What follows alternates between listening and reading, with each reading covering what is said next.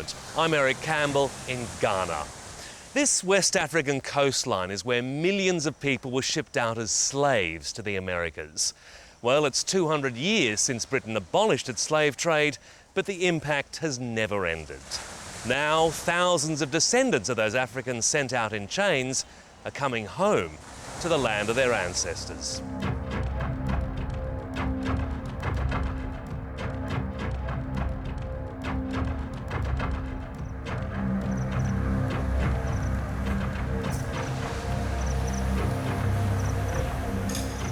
In a land once called the Gold Coast, European castles bestride the African shore like alien invaders.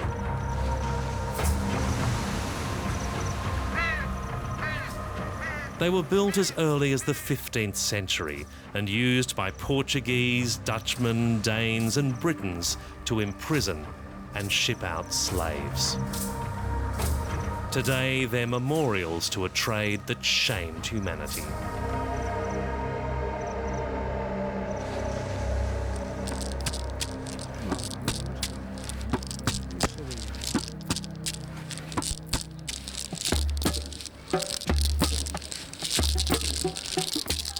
Over 500 years ago, our ancestors were taken away from these shores in the bowels of ships, brutally raped, robbed of their culture, and taken to faraway places, to strange lands.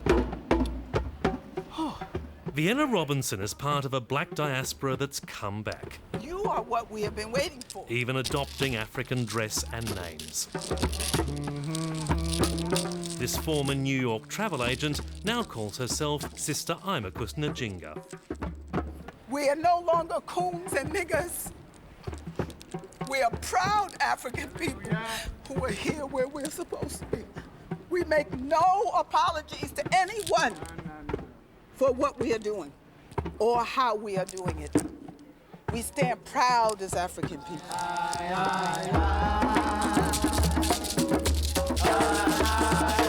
And she's helping other African Americans make the journey, giving advice on migration, organising tours, and staging reenactments to show what their ancestors suffered. Mothers, take your children.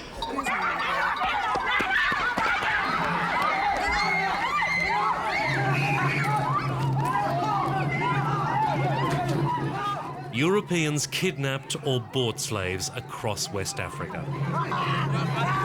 All were marched overland to the Gold Coast ports. This land, now called Ghana, has become the first stop for African Americans tracing their roots.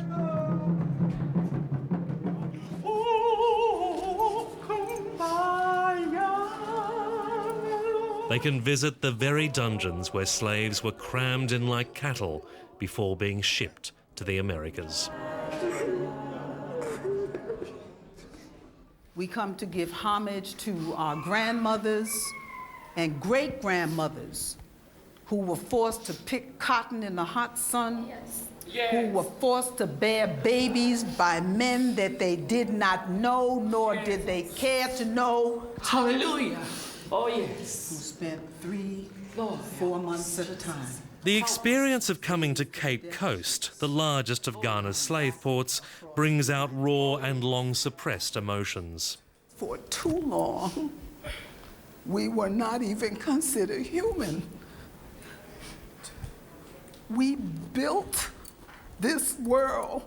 So how can you tell me some crap about a founding father in America who owned my parents? Many African Americans come here as a spiritual pilgrimage, never intending to stay. But it's okay, because you have made the journey.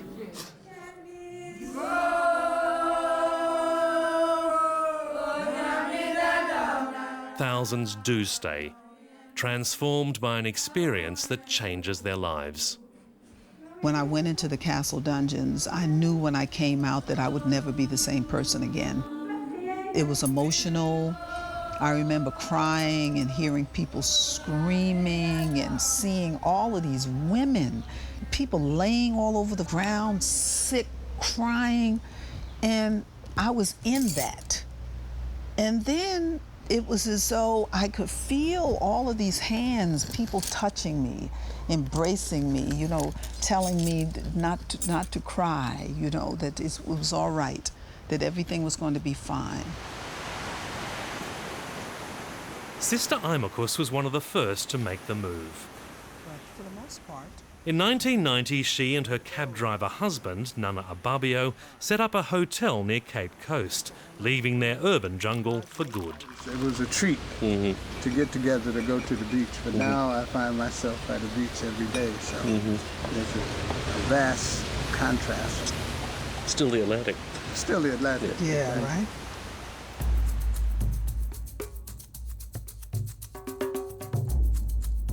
They came of age in the heady civil rights struggle of the 1960s, amid a growing sense of Pan-African nationalism.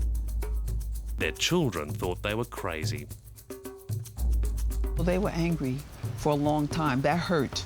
That really, really hurt. But the opportunity to return to the land of one's ancestors, to be able to make that real connection with who it is that you are, your true identity, the sacrifice of family was worth it. Because 16 years later, our family are beginning to come. Up to 5,000 blacks are believed to have moved to Ghana from North America, the Caribbean, Brazil and Europe. For many, it's been a bittersweet homecoming. Yes, this is home. This is our new home. We've been here approximately 5 weeks now. Of course, we've been in Ghana going on 4 months.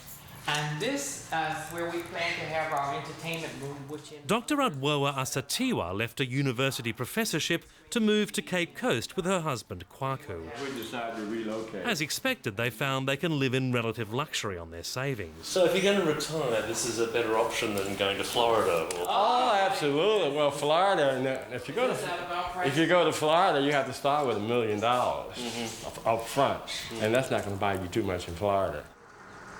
But they've had to come to terms with a disturbing discovery. The Africans they see as brothers and sisters see them as strangers. We wanted to feel like we had come home. However, we later found that we weren't that welcome by the native population. We weren't welcome is because they don't know us, and we don't know them.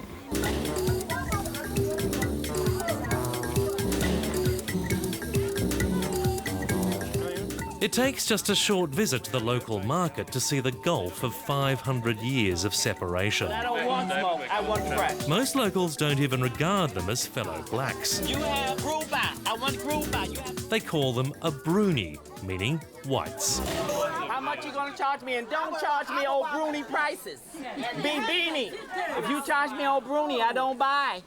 I like you, so I'm gonna buy. I'll pay 1,000, but I know you overcharge me. So is she a Bruni? She's a Bruni, is she? Yeah. So I'm not old Bruni. I'm Bibini. Okay. Okay. Yo, Ashanti. It is not a very pleasing way to be identified. You know, we don't want to be called a Bruni because we certainly weren't treated like a Bruni in the U.S.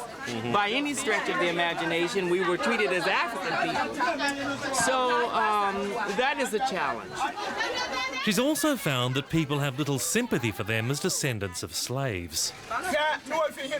They don't know the history. They don't know who we are. They don't know that we are Abebu. They don't know that we are descendants of the Africans that were taken here through enslavement into the various Americas. They don't understand that for the most part.